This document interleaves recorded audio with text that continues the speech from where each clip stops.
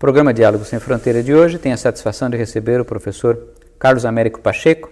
Professor, seja bem-vindo. Tudo bom, obrigado a você e os espectadores aqui. O professor Carlos Pacheco, ele tem uma formação ímpar e transdisciplinar, porque engenheiro eletrônico pelo ITA, depois migrou para diversas outras áreas e hoje é professor aqui no Instituto de Economia, com uma trajetória no Ministério em Brasília, secretário de Ministério, uma larga experiência, em especial no campo da ciência e tecnologia, e justamente esse é o nosso tema de hoje, professor Pacheco. No momento em que o Brasil está entrando assim no cenário internacional, despontando como uma potência emergente, como é que nós podemos falar em termos gerais da política de ciência e tecnologia do Brasil nos últimos anos? Bom, Pedro, eu acho que tem várias dimensões sobre a política. Talvez seja primeiro começar talvez a dizer por que ela é importante. Eu acho que talvez fosse isso. Eu acho que se a gente hoje há um razoável consenso entre os economistas, por exemplo, de que o Brasil vai crescer razoavelmente nos próximos anos. Depois de controlada, feita a estabilidade da economia, superado o problema da inflação, etc., o Brasil tem condições de crescer a taxas mais altas nos próximos 15, 20 anos.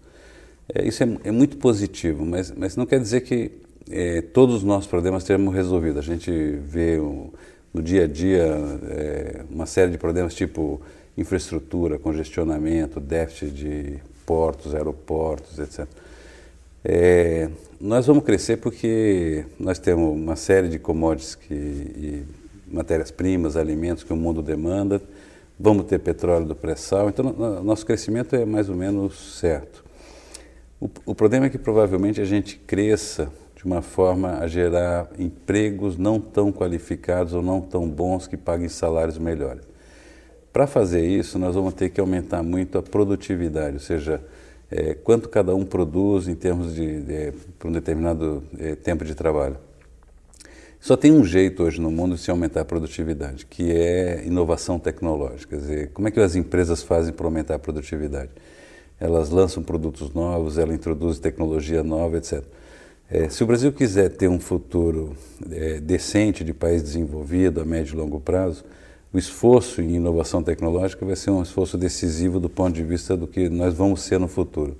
Não é que a gente não possa crescer, mas a gente pode crescer de uma maneira pouco brilhante, vamos dizer assim, gerando empregos não tão qualificados, salários menores, etc. Se nós quisermos continuar com a melhoria da distribuição de renda e dos salários, nós vamos ter que ter muita produtividade. E produtividade no mundo hoje, na verdade, é inovação tecnológica. Essa questão do desenvolvimento do país, e em particular ligada à ciência e tecnologia, lembra-nos muito a questão de outros países comparáveis. A Coreia, há 40 anos, e o Brasil, com uma situação muito parecida, talvez até o Brasil em posição vantajosa, e, no entanto, o grande desafio lá foi justamente a educação e o desenvolvimento científico e tecnológico da Coreia, nesse período que o Brasil ficou um pouco para trás. Então, eu te perguntaria, assim, em termos de políticas públicas, né, de como organizar o sistema científico e tecnológico e mesmo produtivo do país para que nós possamos fazer isso. Quer dizer, quais são as discussões sobre essa questão de políticas públicas para isso? Você lembrou bem o caso coreano. 30 anos atrás, 40 anos atrás, a Coreia era um país pobre e bem mais atrasado que o Brasil. Os coreanos mandavam delegações ao Brasil naquele período para aprender com o Brasil como fazer, né? Coisa impressionante. Eles fizeram duas coisas extraordinárias. Eles fizeram um apoio grande ao desenvolvimento tecnológico da indústria e um esforço extraordinário na área educacional. Nós temos muita coisa a fazer em termos de políticas públicas. A base de tudo na verdade, o esforço educacional. Nós ficamos a desejar em muito o nosso sistema educacional. É um sistema que nós sabemos que é um sistema débil, frágil, tanto em termos quantitativos como em termos de qualidade do ensino. E no que diz respeito à formação no ensino superior, a formação em áreas de ciência, engenharia, nós estamos numa situação muito ruim comparado com o resto do mundo. Mas eu podia dizer o seguinte, que existem dois grandes tipos de políticas públicas para isso. As políticas educacionais, que são a base de tudo, formar gente qualificada, seja no nível médio, seja no nível superior. Há muito o que fazer no Brasil nessa área, porque o nosso déficit é enorme. E a segunda coisa é a questão do desenvolvimento tecnológico da indústria. Se nós quisermos ser um país desenvolvido, nós vamos ter que fazer um esforço muito grande em se aproximar da fronteira tecnológica no que diz respeito à indústria nacional. A gente pode dizer o seguinte: o Brasil não vai ter chance nos próximos 20 anos de liderar um número imenso de áreas, mas talvez a gente tivesse chance de liderar 4 ou 5 grandes áreas no mundo. Talvez a gente devesse fazer um esforço grande de fazer políticas que concentrassem o esforço nas áreas em que a gente pode ser líder mundial. E tentar seguir a fronteira tecnológica de forma rápida em outros setores. Quer dizer, uma política focada, focar algumas áreas que o Brasil poderia ter uma projeção no campo científico e tecnológico. Mas assim, porque acho que as pessoas conhecem alguns exemplos de sucesso do Brasil. Um exemplo de sucesso do Brasil é, sem dúvida, a agricultura brasileira. É um exemplo mundialmente conhecido de sucesso. Ela requereu muito esforço, fala-se muito da Embrapa, etc., mas talvez se esqueça de que nós criamos um conjunto de universidades agrícolas, copiando o modelo americano nos anos 20, nos anos 30. Nós temos várias dessas universidades espalhadas pelo Brasil. Mais ou menos 2/3 dos pesquisadores que trabalham em agricultura no Brasil estão em universidades e 1/3 na Embrapa. Então, a Embrapa mais essas universidades fazem diferença. O Brasil publica, em termos internacionais, a melhor qualidade da ciência brasileira é exatamente em agricultura. Nós publicamos muito mais em agricultura do que em qualquer outra área. Ou seja, nós temos uma ciência boa, temos um setor produtivo avançado.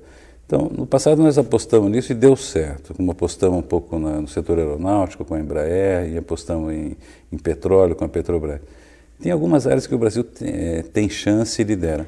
Agora, esse tema específico da agricultura como fronteira tecnológica bem sucedida do Brasil já há tempos, me leva a uma pergunta que tem gerado muita discussão entre os estudiosos das políticas industriais, políticas de desenvolvimento, que é justamente o fato de que o dilema de se apostar muito, se investir muito no campo da produção agrícola, no momento em que isso significa que nós estaríamos talvez deixando de lado a indústria e a produção com maior valor agregado.